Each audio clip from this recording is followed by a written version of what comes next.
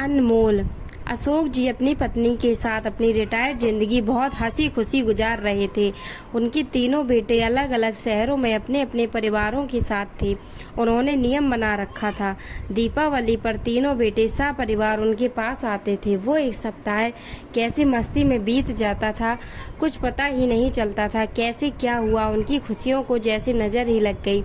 अचानक शीला जी को दिल का दौरा पड़ा। एक झटके में उनकी सारी खुशियां बिखर गईं। तीनों बेटे दुखद समाचार पाकर दौड़े आए।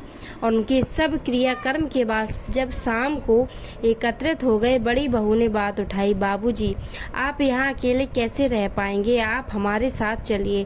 नहीं बहू, अभी यहीं रहने दो, यहाँ अपनापन लगता है बच्चों की गृहस्थी में।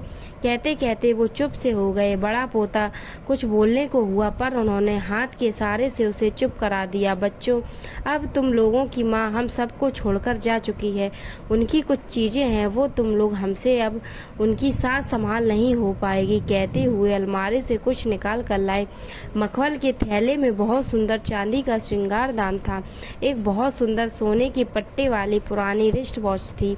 सब इतनी खूबसूरत चीज़ों पर लपक से पड़े। छोटा बेटा जोश में बोला, अरे ये घड़ी तो अम्मा सरिता को देना चाहती थी। अशोक जी धीरे से बोले, और सब तो मैं तुम लोगों को बराबर से दे ही चुका हूँ। इन दो चीज़ों से उन्हें बहुत लगाव था। बेहद चाव से कभी कभी निकाल कर देखती थी, लेकिन अब कैसे उनकी दो चीज़ों को तुम तीनों में बांटूं? सब एक दूसरे का मुँह देखने लगे। तभी मझला बेटा बड़े संकोच में बोला, ये श्रृंगारदान वो मीरा को देने की बात करती थी, पर समस्या तो बनी ही थी।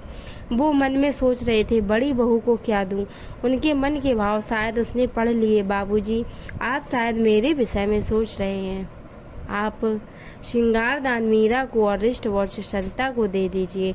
अम्मा भी तो यही चाहती थी, पर नंदिनी तुझे क्या दूं? समझ में नहीं आ रहा।